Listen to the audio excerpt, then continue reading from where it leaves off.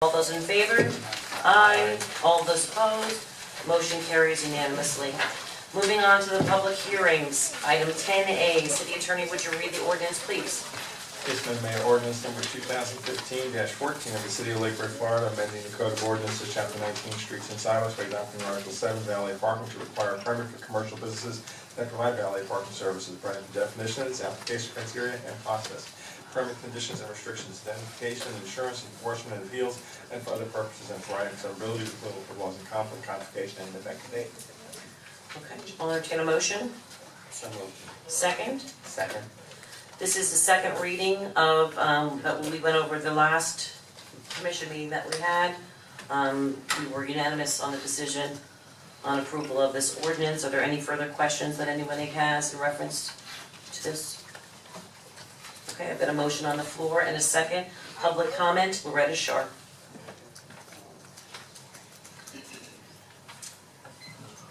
Madam Mayor, I'd like to thank Commissioner Meyer for letting me have this backup material on this item. I went over it very carefully. I have two suggestions to make. On Thursday night, I went to Surrey's, and the valet was there. They were there from J Street, 7 blocks down, 7 cars down. They left one what do they call those things that they put up? Cones, one cone in front of Rotelli's. I went in, I got my thing stamped, gave it to him, and drove off. We should not allow 7 pickup points in a block and 1 remaining for the general public. So I would recommend 3 for pickup and drop off. And I couldn't tell by reading the backup who's paying who. Is the city paying the DOT? Is the vendors paying the city? Who's paying who for this valet parking? And I know you can't answer me now, but I would like to know before you vote on this. Thank you. Thank you. You've got a motion on the floor and a second. Anyone have, oh, sorry. City Manager? I'm trying to specifically understand the question, and between the attorney and I, I'm trying to answer it. The businesses are paying, this ordinance would make them pay FDOT, right? Well, it includes FDOT Okay. for any areas that are required out of the FDOT rights of way. But it also sets up a valet process for the businesses to apply, and they go through a process. I'm not sure when she said that somebody is allowed to use and what's happening now is the current operation that's going on down there isn't technically permitted because we don't have the permitting process. This will change that and effectively address, I think, her concern about having too many spaces. Okay. I think It doesn't limit them to 3. It limits 1 per block. Nor does it give them 7, I well, so. it doesn't give them 7.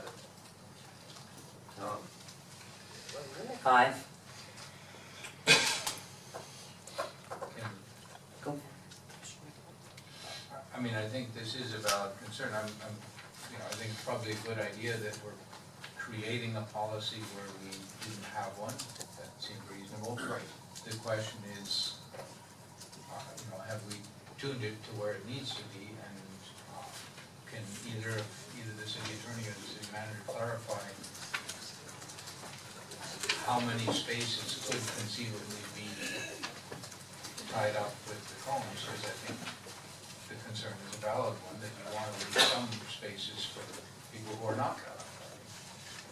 I'm not seeing a number of spaces. I think it depends on the property and how big their frontage is. And when they get a permit, it talks about things like not interfering with the flow of traffic, not interfering with pedestrians. So I think that's giving discretion to the city when they're issuing the permit to say, okay, this is not going to interfere.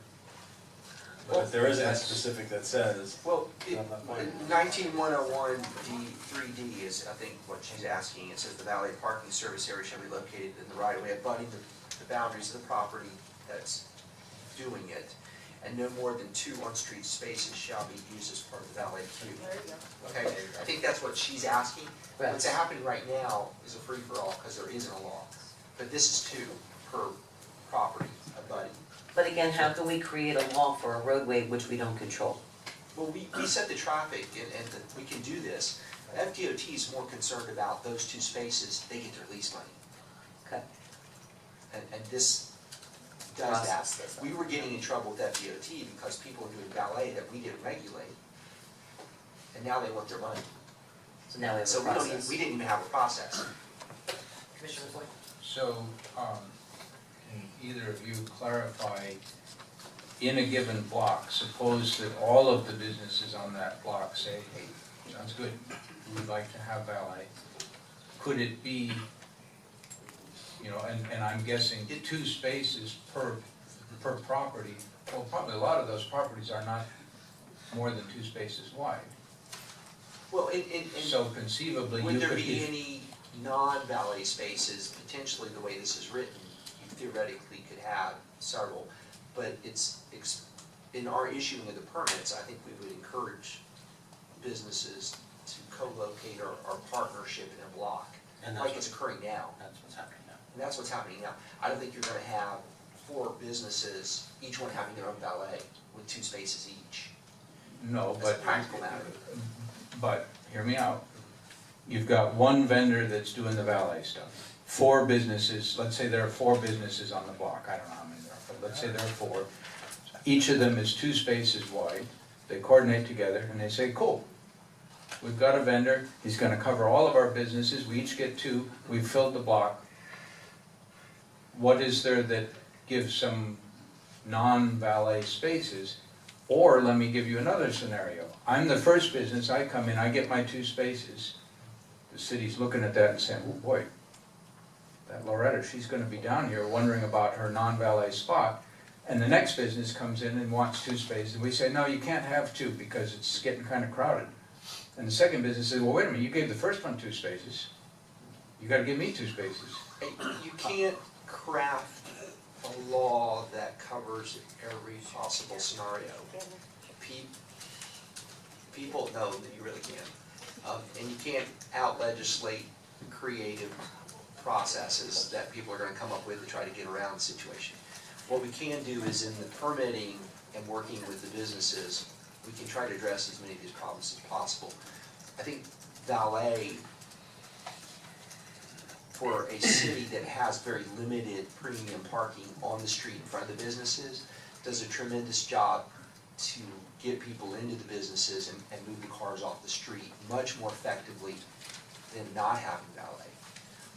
Valet is incredibly important, I think, to the businesses, especially some of the businesses like the Playhouse, which a lot of their patrons come there, and I think they were sort of the grandfather group that's been doing valet in that block. But I think this ordinance covers as best as possible the parameters that we need to look at when doing the permitting, and we'll do the best job we can in trying to work with the businesses to make sure we allow valet in a reasonable manner without totally foobarring the downtown parking. But I don't know that I can come up with a parking valet law that covers all scenarios that you've just come up with, Commissioner. Because I've got storefronts that are 20 feet wide, there's not one size fits all necessarily. We thought that this ordinance was generalized enough to allow us the ability to put valet where it's being requested in a reasonable fashion. I have I don't know what to tell you that. I have a question that might just address Mrs. Sharp, though, is that where on Lake and Lucerne is the handicap parking? Yeah. There is none. There is None. Zero. Doesn't there have to be? I mean, that's not, Not on the street, in a private parking lot. Yeah. But it's not usually on the street, you don't usually see handicap parking on, you go down Clematis Street, there's not a handicap You spot. can't physically put handicap parking on Lake and Lucerne. Why? It's not wide enough. You physically I can't. always wondered that, I'm sorry to bring it up, but just always wondered why there's no handicaps. I know there are some To on meet the that side criteria, streets. criteria. There are on some of the side streets there are.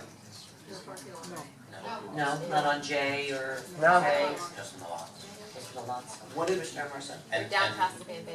years ago, I asked the same question, isn't it illegal not to have? And no, it's not, as long as there's handicap parking in the area, which there is in the lots, in and around that area, But I wanna remind you too, by having valet parking, they're moving 40 to 50 cars on any given night off Lake and Lucerne, and also helping with safety issues, you know, especially the Playhouse, there's a lot of elderly people. It creates a safer environment, to be able to pull up, drop off, and not walk back into parking lots, or have a partner or spouse go and get a car and then have to come back while they're waiting on the street. So, you know, it's just a plethora of good things, in my opinion, you know, to be able to move 40 to 50 cars. at any Hundreds given of time. cars. Yeah, well, and that's 40 to 50 cars estimated in one area. You have Paradiso, you know, multiple areas doing valet. Alright, well, we've got a motion on the floor and a second. All those in favor? Aye. All those opposed? Nay. Motion carries 4-1. Moving on to